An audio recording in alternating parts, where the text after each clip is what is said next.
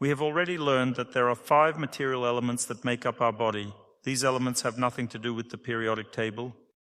These are more subtle structures that form the basis for the existence of coarse chemical elements that we studied in chemistry and physics.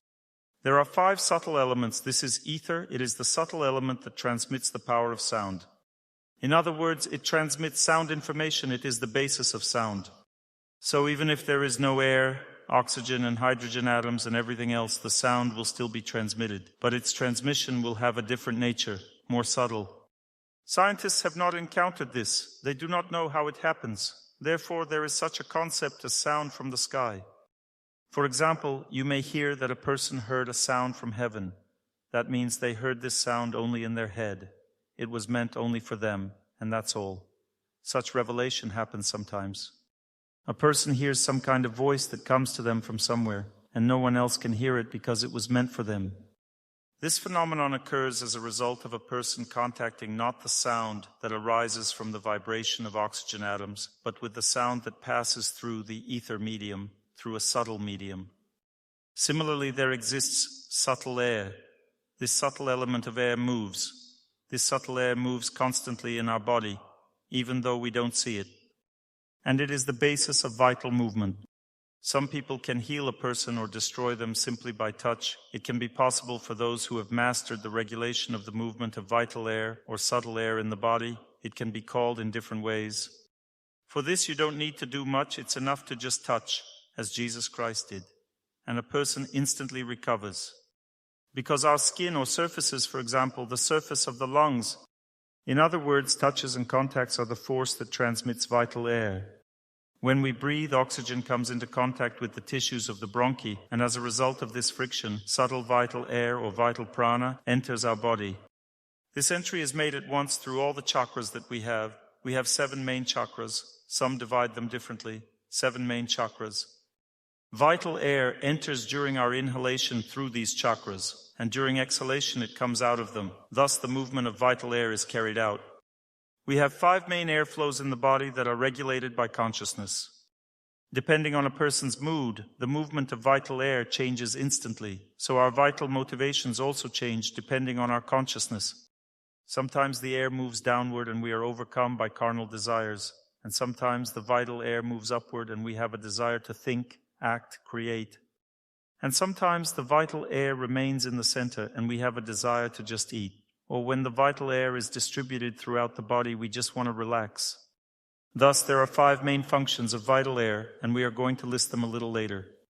There is also subtle fire. Subtle fire is the fire coming from the sun, the fire coming from surrounding people, and the fire coming from the earth. Because the sun and the earth and the surrounding people have a subtle body. The sun has a subtle body, the earth has a subtle body, and people have a subtle body.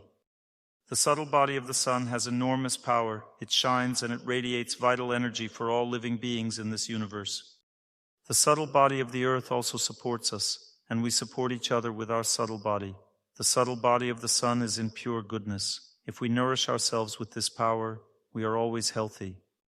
The subtle body of people is in passion, and the subtle body of the earth is in degradation. Who feeds on different forces, that one dwells in different consciousness. We can get fire from 3 directions depending on which subtle nature we come into contact with. The sun has a subtle nature. If you are where it acts stronger, it's not even the subtle nature of the sun itself, but simply if you are in India in the heat and enter a room where it's very cold with air conditioners on, it will still be hot. You will feel something is not right, some bad feeling inside. Although it's cold outside, when I was there in the heat, I felt this very well, and you can feel the same there. This is not the subtle sun itself, you understand? The subtle sun, a person who feels happiness inside. Happiness in general and the power of happiness are possible if we understand happiness emanating from the sun, the power of happiness emanating from the sun. In this case, we will never be cold, even in the coldest winter, because this power of happiness coming from the sun is the subtle solar energy. You understand? When a person wishes happiness to everyone and is constantly in such a state, they stop feeling cold. This is one of the signs that they are kind. Therefore, a kind person does not get cold. This means that they wish happiness to everyone inside. But the person who does not wish happiness to anyone is more susceptible to feeling cold. Porfiry Ivanov was a very kind person, and that's why he never felt cold at all. He could even sit in an ice hole. Nothing comes from nowhere. You understand? Nothing comes from emptiness. He constantly received the power of the subtle sun, the subtle power of the sun inside himself. He didn't feel cold, and people who communicated with him also felt warmth, and so they felt good too. They felt not the heat that warms, but the warmth that gives happiness. It also warms at the same time, but this type of warming up has a different nature. We don't get hot when we warm up this way, we become happy, and because of this we definitely won't be cold. You can check it. Thus there is a subtle fire. It is the fire of joy. A person who has mastered it will never be sick. All diseases come from the fact that at some level, at the level of our spiritual nature, at the level of our intelligence, at the level of mind or physical body, we stop being harmonious in relation to the people around us, to the world around us. This is due to the fact that we fall under the influence of false ego, and we develop egoistic tendencies. We are less focused on giving kindness to people and more focused on grabbing from them, and at this moment all diseases manifest. And if we engage in this at the level of the mind, we lose vital fire. It means the mind has a fiery nature, and a person who is very selfish in mind and wants everything for themselves has only two options. Either they feel cold because they're fussing and giving away energy, but there's nowhere to replenish it from because they resist the surrounding force, the surrounding energy. Or they resist solar energy. This is a manifestation of selfishness. A person does this subconsciously. If you were to ask any of you right now, are you resisting? You would say, I'm not resisting anyone. This happens subconsciously as a result of our worldview. In material universes, there is a rule. If a person does not consciously cultivate a mindset of wishing happiness for everyone, doing something for others, they automatically become more immersed in selfishness. This happens regardless of our will, automatically. People are surprised. How was I so kind and good before, and now I feel like my heart is made of stone, feeling no sympathy for anyone? This happens because we have stopped cultivating that quality within ourselves. As a result, illnesses arise in our bodies, and it becomes very difficult to live. There is also a subtle energy of people. It comes from people's subtle energy body. If we come into contact with the energy of the opposite sex, it immediately ignites lust.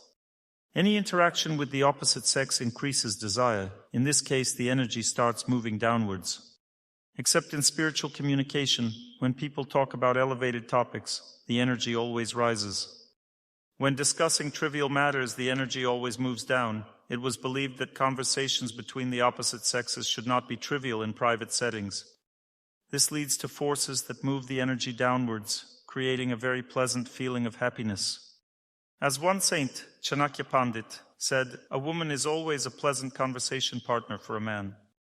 This means that she emanates a force that fills the lower centers with energy, relaxing him and making him kind and calm. However, this force brings many problems because it strengthens the force of selfishness. There's no point in discussing trivial matters with the opposite sex. One should talk about something serious. Otherwise, the energy will drop downwards. This is a very important point. Many people come to me and ask questions. I don't like answering one-on-one, but I can speak about it now. There is a type of illness called defilement. A person cannot gain happiness through spiritual knowledge or by wishing happiness for everyone, but rather desires to selectively enjoy the opposite sex, often through conversation, smiles, and so on. There is a moment which is little studied in our psychology and medicine, but is well examined in Vedic literature. It is called defilement by the opposite sex. Many people feel weakness, nausea, and fatigue throughout the day. Gradually, fatigue and disappointment accumulate in their bodies. A feeling of emptiness arises. A person doesn't know why they feel weak, tired, and lethargic. This occurs due to a discharge. Men and women have opposite charges, and by discharging onto each other, they lose energy. This doesn't mean that after the lecture you will stop talking to each other and turn your noses up. If you see that the conversation is colored by the intent to purely enjoy the opposite sex, it will always lead to problems. This does not concern husbands and wives. There is a special divine protection here. One does not need to fear this. It applies to other conversations. This doesn't mean that I am against conversations. Just don't get too carried away. Sometimes a person feels weakness and emptiness. Many people who approach me with such problems should keep this in mind. It's very important. Especially women feel emptiness after such communication because they are more open and become defiled more quickly. This happens due to the fire emanating from people. Men should not communicate with each other in a mindset of disgust. If there are normal relationships, men will not become heavily defiled by each other, but if they do not like each other and interact, it leads to significant defilement. The opposite sex, when they do not love each other, may not become as defiled as when they do love, illegally, outside of marriage. Then significant defilement occurs. A person seems to split into two parts. They draw life fire from one person and begin to draw fire from another. Everything mixes, and the other person instantly starts to feel this on a subtle level. Jealousy, envy, anger, and many such manifestations arise. They cannot explain to themselves why this is happening. Unpleasant images begin to appear in their minds. This happens spontaneously, and there's no need to blame anyone for it. It's just fire. The fire from the earth relaxes a person. If people are strongly influenced by the fire from the earth, they tend to sleep a lot, do nothing, and become lazy. They develop an excessive appetite. If you go to nature to relax in the woods or camping, since we are not used to the subtle fire from the earth, we immediately want to eat more, sleep, and do nothing. It's very hard to open a book and read. The mind doesn't work. The fire from the earth accumulates in the lower centers. One should not relax too much or trust the fire coming from the earth. By the way, animals are nourished by this fire. They maintain their health through the fire from the earth, rather than from the fire coming from each other. People who are in passion are sustained by the fire coming from other people. They need to communicate a lot and draw strength from others. Those who are in goodness are nourished by the fire coming from the sun. They are in a state of happiness. Those who are on a transcendental level, above goodness, are nourished by the fire that comes from God, from the heart. They need nothing. They can be anywhere, always happy, regardless of how much sun there is, little or a lot. It doesn't matter. There are 4 categories of people, each with their differences. There is also a subtle element of water. The subtle element of water drives the nervous and hormonal functions in our bodies, impulses. It moves everything within us. Water itself moves with the help of the subtle element of water. This movement occurs with the help of the subtle element of water. We are filled with the subtle element of water at different times of the year. Even if the air isn't excessively fresh outside in spring, we still experience a chill inside, feeling that it's somewhat cold. In spring, the atmosphere is filled with the subtle element of water, regardless of how fresh the atmosphere is. And in summer and winter, the amount of the subtle element of water, on the contrary, decreases. The subtle element of earth is transmitted through smell. Under hypnosis, one can show a person a particular taste. This is also transmitted through the subtle sphere of water. You can tell someone, you have a certain taste in your mouth right now. Where does this taste come from? It's not something they imagine. They are picking it up from the atmosphere. This occurs as a result of the subtle energy of water acting on the person, and the subtle element of earth is connected to smell. For example, if you can focus on the subtle element of earth, interesting things happen. I used to practice this a bit. If you concentrate strongly on the subtle element of earth and vividly imagine roses, everyone starts to clearly smell the scent of roses. When I practiced this, I would place my hands and say, now we are going to sense some smells. A gentleman would say, something familiar. Chamomile. Definitely chamomile. So the scent of chamomile would fill the entire room. This happens because the subtle energy of earth is transmitted from one person to another. And that's why we feel the aroma. The aroma is transmitted from one person to another. When we come into contact with each other, we can sense the aroma of another person, despite the fact that nothing is evaporating from them at that time. We can even perceive the aroma of another person from a distance. This is linked to the hormonal functions of a person and the subtle element of earth. The next characteristic is touch. Pulse diagnosis is based not only on the pulse. Ancient Ayurvedic doctors could determine the movement of vital energy through a person's body by touching them. The next characteristic is the gaze. Fire-related diseases, which are associated with the movement of fire in the body, can be determined by looking at a photograph. You look at the subtle energy body and see the subtle fire, and in this way you can identify all diseases associated with the movement of fire. And when we tune into taste, we can determine how a person's nervous system and hormonal functions are working. When we tune into smell, we can determine what anatomical disorders exist, accurately see in this person, and sense these anatomical disorders very comprehensively. By tuning into the subtle element of earth, we can contact the physical structures. This is the secret of extrasensory diagnosis. Now we know everything. You can do it yourself. You just need to believe that when you think about something, you are in contact with that object. So if you think about something, you are interacting with that object because thought has a subtle material nature. Therefore, it's very simple. You just need to want to understand. Now let's move on to the main topic. I have explained the 5 subtle elements, and we will continue to advance from there. There are 3 gunas of material nature. Gunas means qualities. Guna is a Sanskrit word. Ayurveda is written in Sanskrit, so we will use words like gunas. Gunas means qualities. There are 3 gunas of material nature. All material nature has 3 qualities. These qualities are the quality or guna of goodness, the quality or guna of passion, and the quality or guna of ignorance or degradation.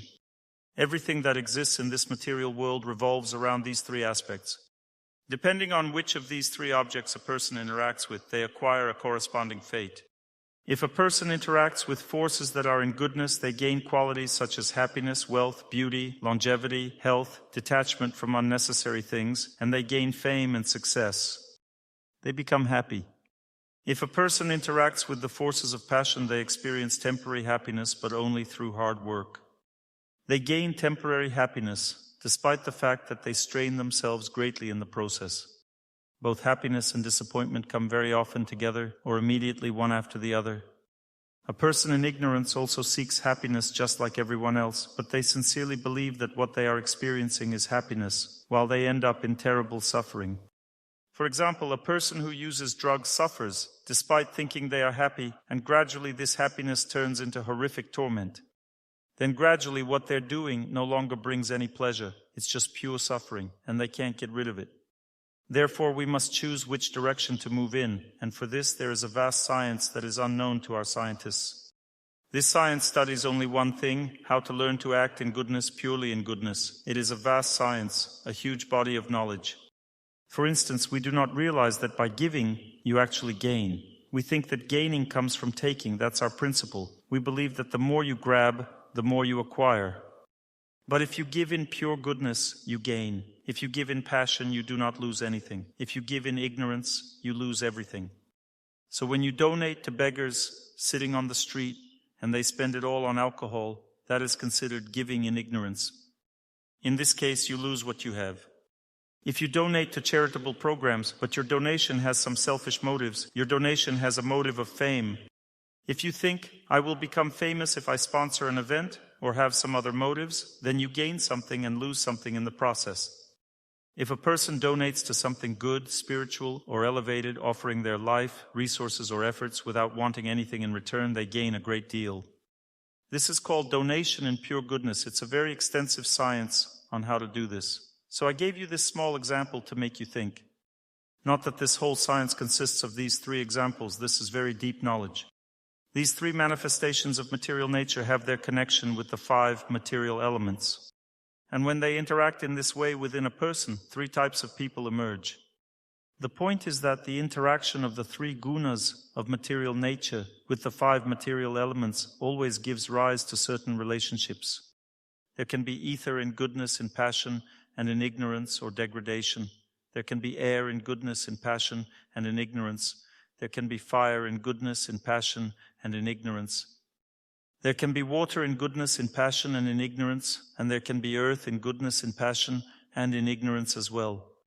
Do you understand? All 5 elements can exist in these 3 states. When all 5 elements are in goodness, a person is in a state of absolute health. When all the subtle elements in a person, all 5 subtle elements are in pure goodness, the person is in an absolute state of health, and nothing can shake this health, neither from the outside nor from within, because they are filled with understanding of everything they need to do, how to act, living in knowledge and pure goodness. If a person is in a state of passion, and all elements are in a state of passion, they acquire various illnesses and struggle with them. In other words, they reach a dynamic equilibrium, a tendency toward various diseases and recovery. If passion is filled with ignorance, the person falls more into illness. If passion is filled with goodness, they heal. Thus, this is the 2nd type of human existence. The 3rd type of existence is when a person predominantly resides in degradation. Ayurvedic scientists first came up with such a term, which is now unfamiliar to anyone. They invented the term dhatu. In the way I will explain it, it is hardly known to anyone today. There are 3 states, or 3 dhatus, not 3 doshas but dhatus. Doshas refer to tendencies toward imbalance. When a person has a pure state of ether energy within themselves, they are in pure goodness. The ether energy is present. What is the ether energy inside us? The mind exists in this medium, in the subtle element of ether. In this case, when the mind operates in goodness, this means that the movement of vital air is also in goodness. The air element is in pure goodness. That means a person has intelligence in pure goodness and also acts in pure goodness. Thus the person is. Vata is air plus ether. This is not the dosha vata, but the vata dhatu. Vata is a Sanskrit term. It is not the cotton we use from the store. Vata means the connection of air with ether within a person.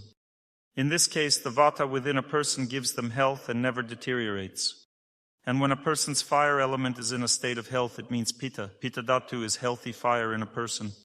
There is also a third dhatu, which is kapha, or kapha, which can be translated in different ways. Kapha dhatu is the dhatu of earth and water. This means that earth and water in a person are in a state of health. Now let's decode this. Regarding air and ether, I have already said that it means a person's activity is healthy and they are rational. If a person has the fire in a state of health, it means they have good digestion and their hormonal functions are also working normally. If a person has good digestion, everything is assimilated and everything related to the movement of fire in the body, including their emotions, is functioning well. They think clearly and everything is in a state of health. That means a person thinks well, laughs, rejoices, and has good hormonal functions. Everything is digested well.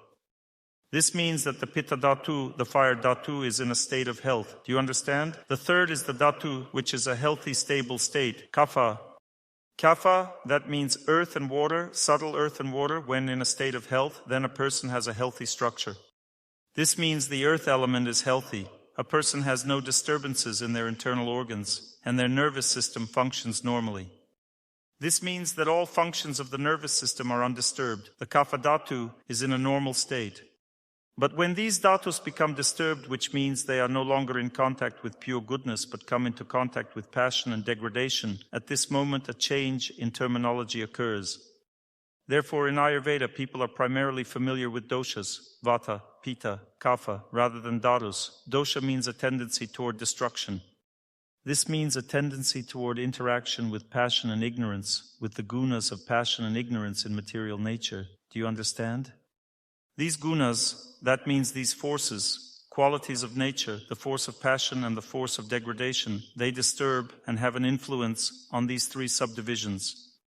What is vata dosha? Dosha means prone to destruction. Vata dosha means that the movement of ether and the movement of air in the body is prone to destruction. What is the vata dosha constitution? This means that a person's movement of ether and air is prone to disturbance. There is pitta dosha constitution, which means dirty fire in the body. How does fire get polluted? As a result of the fact that a person cannot assimilate what they do, that means they handle it incorrectly. That means they may do something correctly, but use it incorrectly. For example, a person eats on time and what they should, but overeats. As a result, the movement of fire in their body is disturbed. Their digestion suffers and they find it hard to process food. The fire becomes unbalanced. Let's say they've heard how to do things right, but they misunderstood and did it incorrectly. This can also lead to illness. Their digestion is immediately affected. For example, someone hears something from a lecture. Some people listen but don't trust me. They later tell me that after my lectures, their digestion has been disrupted and they can't digest anything, thinking I have a negative effect on them. This means they didn't absorb the information properly. The same thing happens when interacting with the sun. One person spends time in the sun and feels happy, while another feels overwhelmed and believes the sun has harmed them. They think it's bad for them. When they think like this, they insult what brings them happiness, and as a result, they become even more ill, developing conditions associated with pitta dosha, which are related to fire. If we get angry at someone and shout, that too is an issue related to the movement of fire in the body, which disrupts our digestion. Such connections become evident quickly. You argue with someone and suddenly lose your appetite. You think, that awful person ruined my appetite. In truth, it's you who's at fault. You shouldn't have quarreled. This is the kind of issue that arises. A kapha imbalance signifies the improper flow of water and earth within the human body. This means a person cannot cleanse or purify themselves. Or they become heavily contaminated. We get contaminated through polluted earth, and we cannot purify ourselves if our water energy is also dirty. If a person has polluted water energy in their body, it means their joy is tainted. Not just joy, but their tastes are poor, and they struggle to cleanse themselves. If a person has refined tastes, we aren't referring to the flavors from their mouth, but to the experiences and preferences in life. When someone has bad tastes, they find themselves in a toxic environment, unable to purify themselves, and they feel perpetually tired. They feel as though they can't rest at all. Life feels burdensome, incredibly challenging, and no matter what they do, they feel unwell. This indicates they have poor tastes. For instance, they may have a tendency to dwell on unimportant thoughts, placing them in a negative mental state. It's not that their thoughts are necessarily bad. They might be good, but not focused on what truly matters. Do you understand? In essence, bad tastes and habits mean the water within them is polluted. It's easier to explain with earth, as it represents a more tangible form of contamination. Earth signifies a state of befoulment. When someone has befouled themselves, they feel life's burdens. A heaviness may settle in their abdomen, gradually intensifying. With each passing day, this heaviness grows, spreading into the hips and increasing in weight. It's a very real sensation. One can physically sense this kapha imbalance. It signifies a person's accumulation of unnecessary elements, often stemming from greed. A kapha imbalance is linked to ignorance. What are some qualities of ignorance? There's the passion associated with fire, anger, irritability, and impulsiveness. And what about ignorance? Is it greed? It manifests as hoarding, drowsiness, lethargy, a desire for sleep, depression, and illness. This too is kapha. When someone is depressed, they suffer from kapha, indicating their bodily structure is disrupted. Both their physical structure and nervous system are affected. If a person is merely irritable, that's half the problem, but if they are also greedy, their internal organs begin to suffer. Imagine internal organs suffering from greed, accumulating burdens within. Why can't I lose weight? They wonder. It's due to greed. I don't eat anything at all, yet I still feel full. Why? Because of greed. The subtle element of earth accumulates in a contaminated state within the body, and all food is absorbed. It needs to be digested and directed to the mind, yet it ends up in the stomach. Do you understand how food is distributed in the body? It goes where it's drawn. If it's drawn to the stomach, that's where it will go. Why is it drawn there? Because that's where life force accumulates. When a person becomes befouled, their greed pulls energy downward, causing all their energy to descend. If it channels toward lust, a person might think, I'm too old for this, leading the energy back to the stomach, and thus a belly appears. Initially, people are thin, pursuing romantic interests, but as they tire of the chase, they begin to gain weight. This shift represents a new direction for their greed. It's all a manifestation of greed. Energy descends, and the individual starts to put on weight. How can I lose weight? They ask, not knowing what to do, resorting to passion-driven methods, swallowing excessive laxatives that only provide temporary relief. Then a week later, they find themselves gaining weight again. How is this possible? What misfortune has befallen me? They don't know how to address this issue. It all stems from greed. Excessive appetite also arises from greed. The subtle energy body is compromised by greed. A person thinks, it's all about me. A vacuum forms in their subtle energy body, and they attempt to fill it with food, like a pump. They believe that by filling up in the subtle energy body, they can satisfy the vacuum and feel good. However, the next day, they start craving more, and the vacuum returns because every day is not Sunday. You can't have everything at once. You desire many things, and not all can be fulfilled, leading to a renewed vacuum in the subtle energy body, prompting thoughts like, why do I suddenly want to eat something? After eating, the vacuum dissipates temporarily, but everything gets stored. There's a factory within, storing everything because we wanted it all for ourselves. Consequently, the belly expands, and we're left wondering what to do about it. This cycle continues as we attempt to remedy the situation with laxatives, but this approach isn't effective. All diseases stem from what? From consciousness. When a person shifts their consciousness, they become wiser, learning to act correctly with pure goodness, and eventually their belly stops growing. Everything resolves on its own without needing to take action. Everything is as it should be. Therefore, we must study this science to understand how to lose weight. These ailments arise from degradation and are particularly challenging to treat. There are ailments stemming from passion, which are easier to address. In a state of pure goodness, diseases don't exist. Thus, when the Vata constitution is disturbed, a person's pure goodness is affected. Vata signifies pure goodness.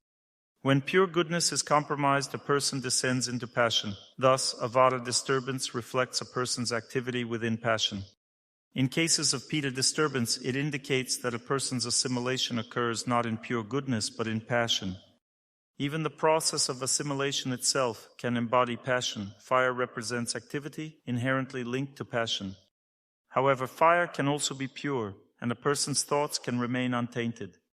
Nevertheless, the act of thinking and the senses engaging with objects is still a form of passionate activity. When the senses are in pure goodness, they all turn inward in contact only with the inner nature of a person, and the person finds happiness from within. But when the tentacles are directed outward, they become very large. You know that our body is not limited to what we see. Our body is directed outward in the form of senses, and the senses envelop all the objects that we want. The moment we desire something, we instinctively attach ourselves to it, and that feeling envelops us, almost materializing within our subtle energy body as we become entwined with the object of our desire. Those who can perceive the subtle nature notice when someone's energy body drifts away, and they mentally follow its trajectory. They pursue this subtle energy, passing through an iron door, only to discover a substantial object wrapped in a web of emotions. They see a large metallic object resting on 4 wheels, recognizing just how much energy the individual invests in this possession. The image of this grand iron object, adorned with glass features, becomes even more pronounced as it is enveloped by the person's subtle energy body. If a fly were to land on this object in the garage, the owner would feel a pang of distress. They become consumed by worry. How's my car? Is everything all right with the alarm? Is there anything wrong in the garage? Surely there shouldn't be any issues since it's safely stored away. This connection to the object becomes obsessive. Gradually, a person develops an overwhelming desire to possess and identify with this object. And if someone, for instance, touches this car, the car starts to yell. Nowadays, many cars are yelling. The car acquires a voice, you understand? Under the influence of a person's subtle energy body, it is modernized. It becomes more spiritualized. You can't even touch it. He jumps out of the window and looks, "Oh ha, my car," and is ready to jump out if he sees that it's being taken away. There are psychological phenomena. A person has a desire to jump right out of the window and catch up. Since the subtle energy body is attached to the car, a very tight connection appears.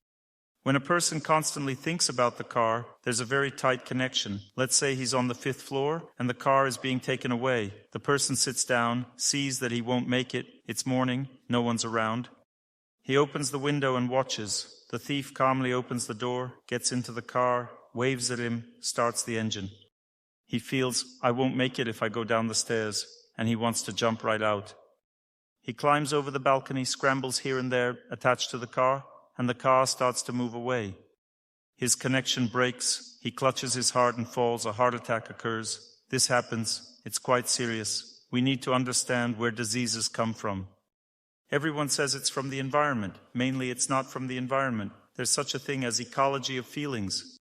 Ecology of feelings means you shouldn't get attached to external objects and increase your body. It's already big enough.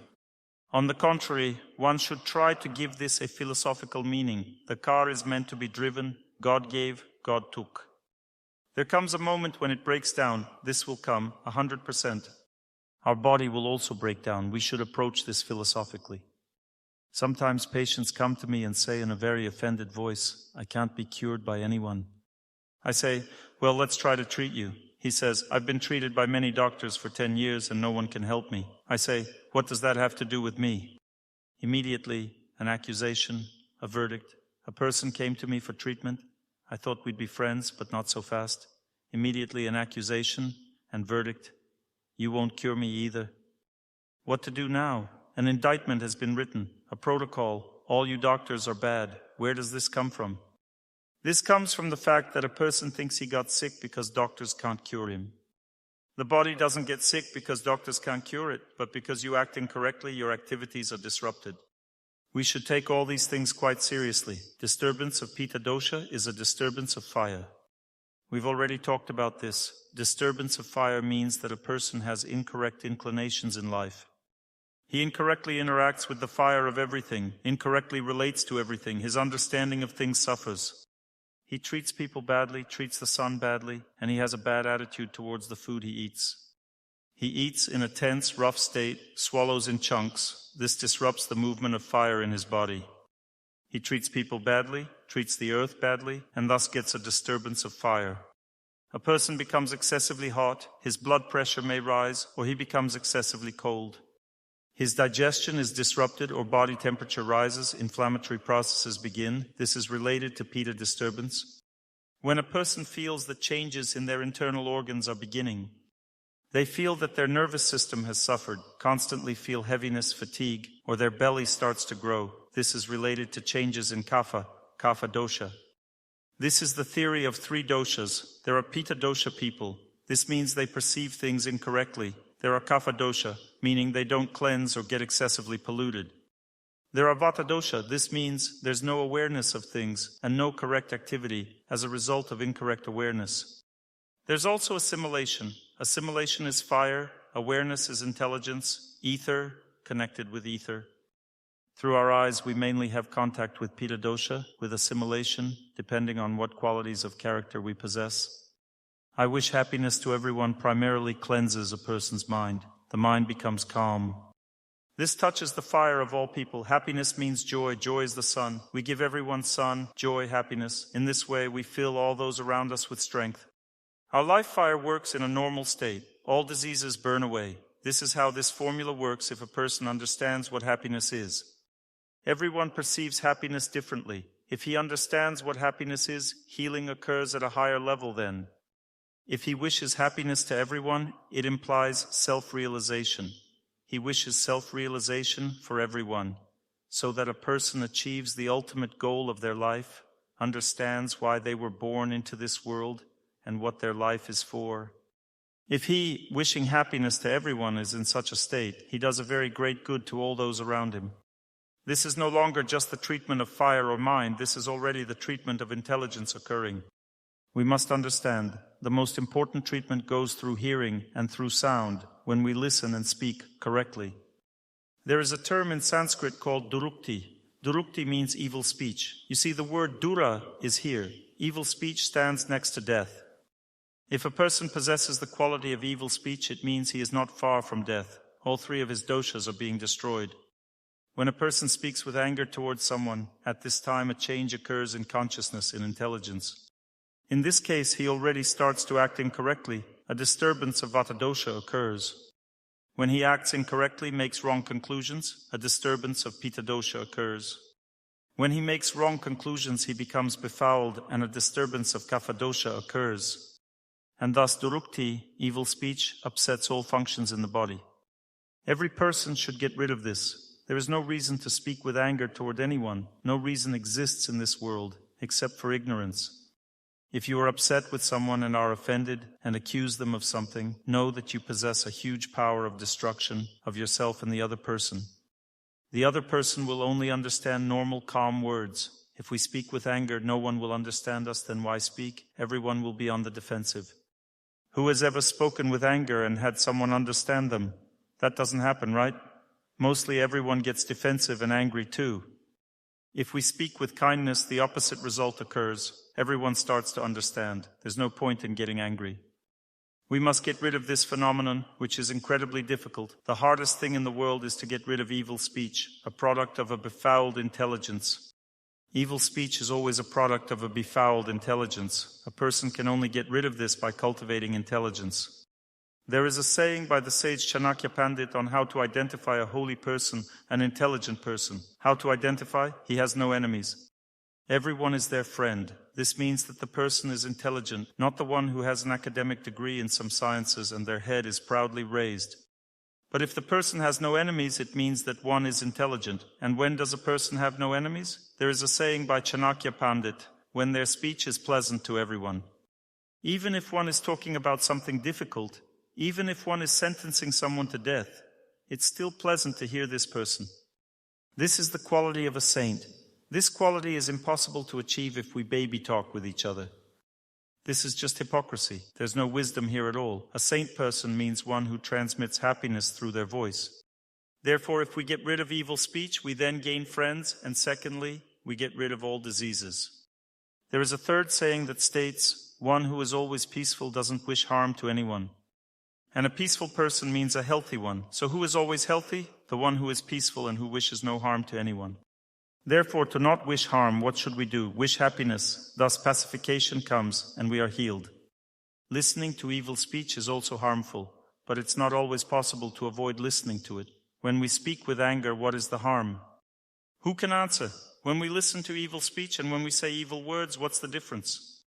When we speak with anger, it's a sentence for us. It means that some bad event will inevitably happen to you. And when we listen to evil speech, it's a test, because you've already been sentenced sometime before. You were already sentenced to listen to evil speech sometime before because you did it yourself once. And what happened? You have to listen to evil speech. That means that the difference is that you can pass the test or you may fail the test. This means that if you are in a state of pure goodness and knowledge, you can pass the test and you won't react badly to angry speech. But a person who speaks with anger will always be responsible for their words. Even if they are right, even if they are saying something fair, but with anger, they will always be held accountable. Therefore, when you speak with anger, it means that you will be held responsible and you are standing close to death. But when you listen to an angry speech, if you don't understand that this is just a test for you, and you need to take it calmly to pass the test, you need to endure it. So I must realize that I deserve to be treated this way now. If you realize this at that moment, you automatically feel relief in your heart. But if we don't realize it, there's a desire to respond in the same way. And then we also use durukti, evil speech. We then act foolishly and receive a sentence. This is called quarreling. Quarreling appears when two people, so to speak, intensify each other's punishment. And there's also joint chanting of the holy names of God. When two or more people simultaneously repeat the holy names of God, they free themselves from punishments, meaning their sins fall away. There are opposite things in this world. When we speak with anger, we accuse, and then it means that we are filled with bad things. When we talk about God, it always means the best, because God possesses all the best qualities. He is the most beautiful, He has the most love, wealth, knowledge, glory, and renunciation. Therefore, when we pronounce the name of God, we fill another person with all these qualities and thus get rid of suffering. So there are such opposites. We must move in some direction, choose a direction for ourselves. Either we engage in durukti, evil speech, or we wish happiness to everyone and talk about God. The second option gives a good result. And if we do the first, when we do it, it automatically gives a bad result. We get sick from it. Dosha means constitution of the body. It's a tendency that one has. It changes with age, depending on our knowledge during life. We will talk more about this later. In childhood, a person mainly lives in ignorance, kapha dosha, and one gets sick due to befoulment. In youth, passion and misunderstanding of things predominantly prevail, so pitta dosha suffers. And in old age, if a person hasn't gained wisdom, they suffer from vata dosha, meaning from wrong actions. Let's say the communication between a doctor and a patient, it's necessary to establish the type of communication. If a patient comes to a doctor, one should already perceive the doctor as senior in medical knowledge. And when the doctor diagnoses, the patient should say, "Okay, excuse me, but another doctor told me something different." One already speaks humbly. One shouldn't tell the doctor, "No, you're wrong, I have a different diagnosis." One should humbly say, "Excuse me, I don't quite understand you're saying this, but I was told something different," very humbly. So, there is a certain type of communication. In this case, the doctor can treat this person, they can continue the communication. But if the patient starts saying, "You don't understand anything, I know how it should be done," it means this type of communication is breaking down and treatment becomes impossible. So you need to communicate and establish other types of relationships on equal terms, or vice versa. You need to gain knowledge from this person then. Therefore, there is a certain etiquette of communication, for example, between a doctor and a patient. The patient accepts and humbly objects. How should the doctor or the person who understands more respond then?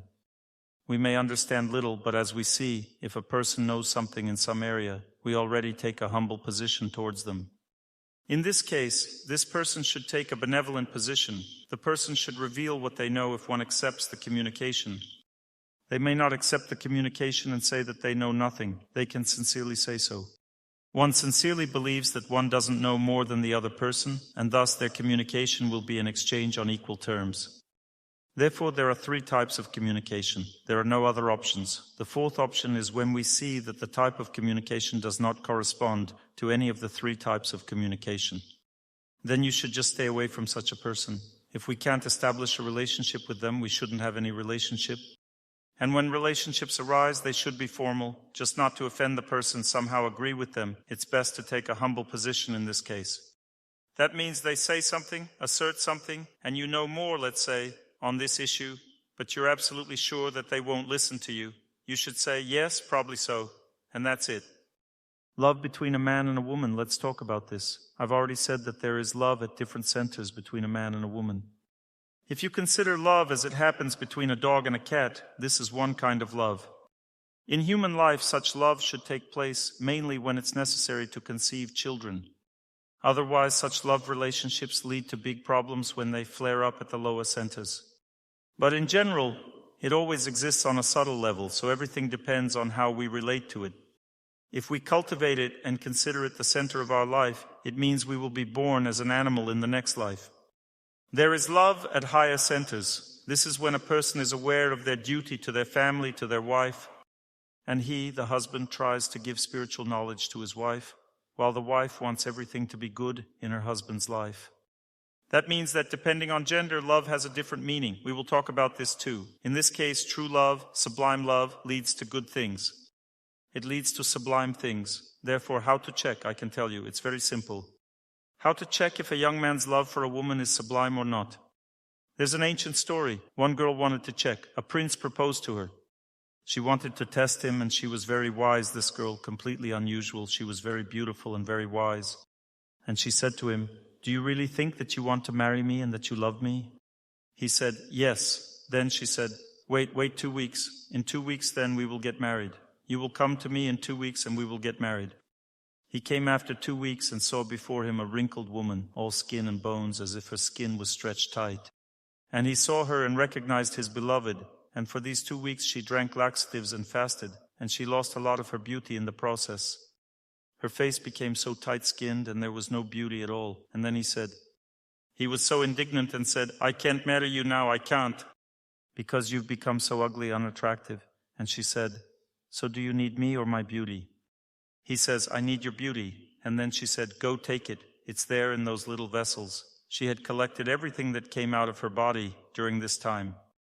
She collected it all, and she says, "Here I am with that stuff over there. This is me together with my beauty. So you can take what's left there." He looked in and said, "It just smells bad." And he left.